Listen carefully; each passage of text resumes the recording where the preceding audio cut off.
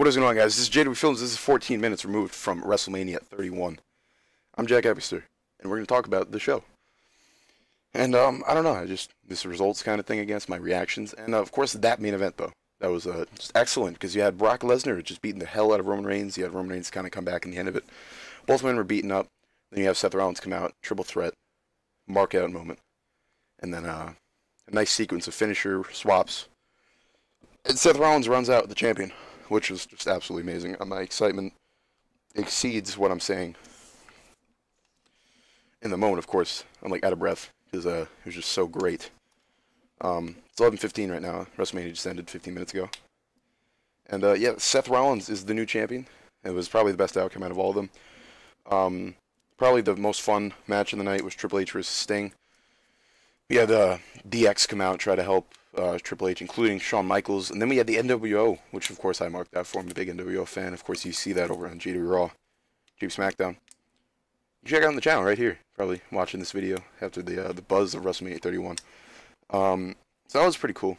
X-Pac must have been confused, but definitely a great match. And we had the handshake at the end. I guess that's really it for Sting. I wanted Triple H to win. I didn't want Sting to win, really. Just because I don't know. I mean, it is his first match back. I really thought Sting would win, but he did not, and I'm pretty happy about that. I don't know if some of you probably wanted Sting to win, but he didn't. So that's that. We have the I'm trying to think of here. Ronda Rousey. That was cool when you had her get Stephanie McMahon caught her in her arm. Started with Triple H talking about how he owns the universe. The Rock comes out. He says the people owns the authority. And Stephanie McMahon hits The Rock, and Stephanie McMahon challenges The Rock, but of course he doesn't hit a woman, so Ronda Rousey, who was noted in the crowd earlier, comes out and does this armbar, and it was great. That could be a SummerSlam, WrestleMania kind of match. It was a WrestleMania moment, definitely, up there with the celebrity things. It's certainly going to get some pop culture news, I'm sure, as Ronda Rousey's pretty hot right now after that like 8-second fight or whatever it was.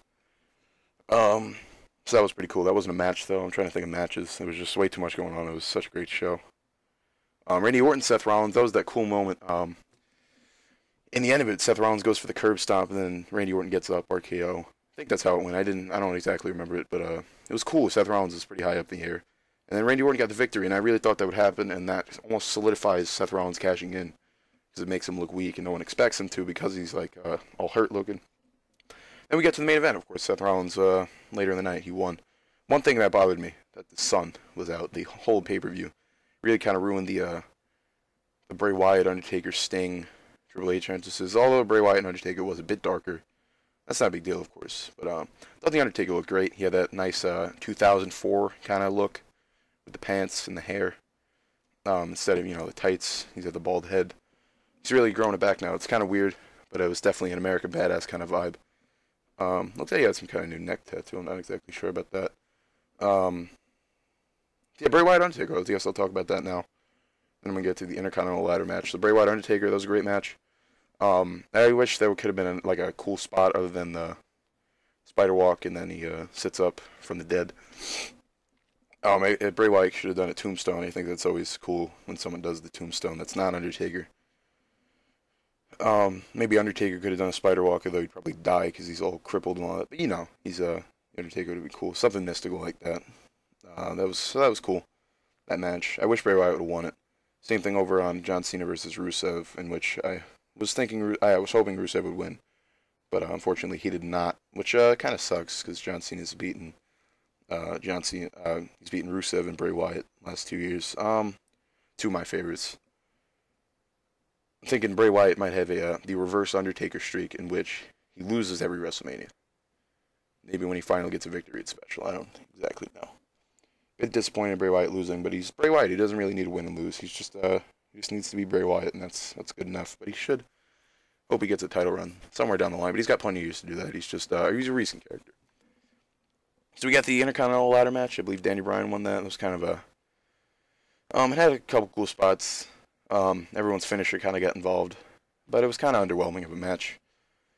But that was Danny Bryan winning, and that was like the opposite of what I wanted to happen. I was hoping that someone like Dean Ambrose or Stardust, Luke Harper maybe even would win. Someone unexpected. I was really hoping for R-Truth, although it would never happen. But, Danny Bryan won, and I guess the crowd really likes it. I just find it annoying that Danny Bryan has to win, or else the crowd is completely aggravated. I get that he's an extremely over face, but especially in wrestling, winning and losing doesn't really matter. In Bray Wyatt's case, of course. So I don't think Daniel Bryan should just win every single match that he has. Of course, he lost at Fastlane, lost the Royal Rumble, but then people were so pissed off. But you gotta, it's wrestling, and it's Daniel Bryan. And he had that huge moment last year. That was pretty much the Daniel Bryan WrestleMania last year. And I don't know much more you can ask for than the whole show pretty much being centered around you. I think this WrestleMania was just absolutely phenomenal. I don't know if better than 30, but it was certainly up there and with the best. And I'm sure if you look at any lists or whatever, I'm sure starting tomorrow there'll be some new rankings with WrestleMania 31 somewhere in there. I'm sure it'll be pretty high up, top 10 maybe. Maybe that's just me. Probably. I've only seen since 27 or 28 live actually. It's really started getting into wrestling. But I've certainly watched all the older WrestleManias. I guess they lose excitement because they're not live and you kind of know what happens. But from what I've seen, WrestleMania 31 is probably the second best I've seen. Probably with 28, I'd say, as the first. Say 31. Probably 30 after that. Maybe 28 and 30 swapped. I'm not exactly sure. But WrestleMania 31 was certainly just a great pay-per-view. And then, a lot of cool spots. Saying about the Intercontinental Ladder match. Dean Ambrose got powerbombed by Luke Harper onto the ladder that was wedged in between the ring and the barricade, which was certainly it was cool. But looks like Dean Ambrose may have been injured there. Not exactly sure though. Let's see. I think AJ defeated the Bella Twins, but Paige. That was the piss break, and so was the. I'm not saying to give Divas a chance or whatever, but I was just hoping for the Bella Twins to win. That's just me. I'm sure you got different opinions on that, and sure there's there's a lot of people that hate the Bella Twins. I just think that it's all about AJ and Paige because they're the anti-divas or whatever. Just a bit ridiculous, but you had that, and then the musical performance, which was horrible. Right next to that, it was a pretty long piss break.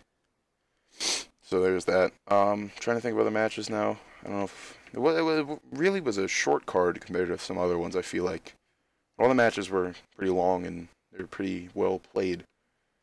Let's go to the pre-show, I guess. Tag teams. I'm really happy Cesaro and Kid won because I'm not really a fan of any of the other three tag teams personally. I'm sure the Matadors and the New Day are popular. Agreeing with me in that they suck. I don't know about the Usos. They're kind of mixed. I'm just not certainly a fan. I mean, I enjoy the Usos. Enjoy what they do in the ring, but they're kind of like the John Cena's of the tag division. They just win all the time. So I'm happy that they gave it to Cesaro and Kid, although it was on the pre-show. Then the Andre the Giant Battle Royal, which I thought was done almost perfectly. Of course, Big Show did win, but I'm fine with that. I'm actually not too upset because when it came down to Miz Dow and Big Show, it's realistic. Miz Dow quit The Miz, but realism. Big Show is throwing out Sandow. But you had Axelmania. He had that big spot in the beginning where everyone kind of looked at him. He's sort of like the new Heath Slater back in 2012 with the Raw 1000. 2012, 2013, not exactly sure. Let's see what else you got. Plenty of cool spots in that, actually. Cesaro looked great. Who else was it? Ryback looked great. Two of my favorites as well. And then, of course, the big Miz Down moment. And Big Show won it, which I'm not concerned. I shouldn't say concerned, but I'm not upset about that because, he's a Big Show. He's respectable for what he's done. And his career seems to be winding down. He's not wrestling as often. And, he's getting older. So that's something he should have done, especially if this is going to be an annual event. Big Show should win the Battle Royal once because, he's very, I guess people like to compare him to Andre the Giant, although Andre the Giant was, I think, much more of a draw. But, that's appropriate, I think, for a win. So we got Cesaro and Big Show, both guys who really aren't going to benefit from the Battle Royal, especially after what we've seen from Cesaro. Though he's the tag team champion, of course. He's moved to the pre-show after winning that Battle Royal, so it didn't necessarily further his career. I'm probably forgetting a match. I'm actually going to see if I can think of this. Look at the WrestleMania 31 card.